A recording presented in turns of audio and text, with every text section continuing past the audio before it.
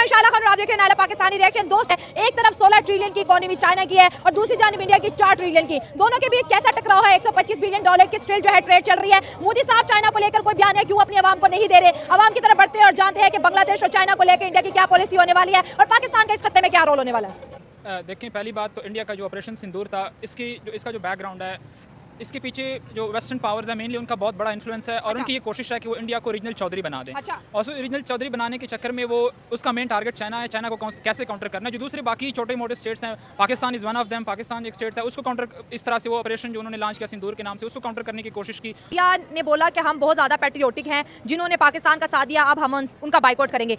India China का boycott क्यों नहीं कर पा रहा? हालांकि बनता तो चाइना का बाइकआउट है ना। देखें, हर रियासत के अंदर कुछ लोग, स्पेसिफिकली जो सियासत के लोग होते हैं, उन्होंने अपने आवाम को कुछ इश्यूज़ के ऊपर सेंसिटाइज करना होता है, कुछ रेटरिक्स के ऊपर सेंसिटाइज करना होता है। वो इस तरह के रेटरिक्स होते हैं कि हम जी फलां का बायकॉट कर दिया, जो दुश्मन के साथ देने वाले थे हमने उनका बायकॉट कर दिया, तो आवाम को इसी तरह से सेंसिटाइज करते हैं। लेकिन वो जो इंडिया चाहता है, जो हसीना के टर्म में थे, या बांग्लादेश पाकिस्तान के साथ मिलकर इंडिया किसी तरह मुखालफत करता रहेगा। इस तरह की पावर पॉलिटिक्स में अगर देखा जाए रीजनल में, तो उसमें हर स्टेट की रीजनल जो हेजमनी की तरफ जाते हैं, उनका ये सीन होता है कि वो काउंटर करते हैं थ्रू प्रॉक्सीज के थ्रू ही वो दूसरे सिटी में, दूसरे कंट्रीज़ में, साथ वाली कंट्रीज़ में वो गवर्नमेंट इंस्टॉल करते हैं। जिस तरह हमारा चलता रहा अफगानिस्तान में, इंडिया का चलता रहा उसमें बांग्लादेश में, और अब हमारा पाकिस्तान के अब बेहतर हो गया, बलोचिस्तान जी बलोचिस्तान वाला ज़्यादा शुरू हो गया। खैर देखिए सी सिंपल सी बात है, सबसे पहले तो हमारा मजहबी इख्तिलाफ है उनसे। अच्छा। हिंदू पूरी दुनिया में अगर सबसे ज़्यादा अगर किसी जगह पे आबाद है तो इंडिया में आबाद है। ठीक है, एग्री। और पाकिस्तान और इंडिया की तकसीम भी इसी मजहबी बुनियाद पे हुई थी कि हिंदुस्तान और मुसलमान,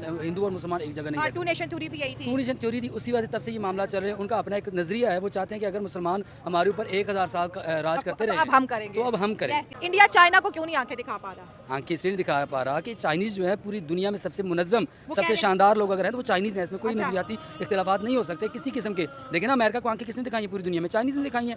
उन्होंने इन पे टैक्स लगाया, इन्होंने उन पे लगा दिया। देखें, आरसीएस ये जो इंडिया के मोदी हैं, इनके जो ना फिलहाल तो जख्मी हालत में, ऐसे नहीं पता चल रहा है कि मैं क्या करने जा रहा हूँ और किस किस से पंगा ले रहा हूँ। अच्छा। दरअसल वो मुस्लिम कंट्री से उससे तो सबसे ज़्यादा मसला है। जिस तरीके से उन्होंने ये सबसे सोचा हुआ है कि इसराइल के साथ मिलके पाकिस्तान और जितने भी मुस्लिम ममालिक हैं उनके साथ लड़ेंगे, और वो कभी भी जो है ना ऐसे कंट्रीज़ के साथ मुकाबला नहीं कर सकता जो उनसे ताकत में ज़्यादा हो। अब इंडिया चाइना को देख लें, चाइना खुल्लम खुल्ला उनको धमकियाँ दे रहा है, लेकिन चाइना के साथ वो कभी भी इस तरह के कोई भी मज़ामत नहीं कर रहा ना कर रहा। और हाँ, ये कह सकता है कि भाई जो है ना चाइना को मिल के हमारे साथ बात करनी चाहिए, हमारे बॉर्डर के साथ जो है ना कोई भी हो तो हम आपस में मिल के बात करें। मतलब आप कह रहे हैं कि इंडिया चाइना को ये कहता है कि आओ मिल के बात करें, लेकिन चाइना के अगेंस्ट नहीं जा रहा, जबकि चाइना ने पाकिस्तान की बहुत मदद की। इंडिया ने टर्की का बाइकआउट किया, इंडिया ने अजरबैजान का बाइकआउट किया और इंडिया ने कहीं ना कहीं अमेरिका का भी बाइकआउट किया। लेकिन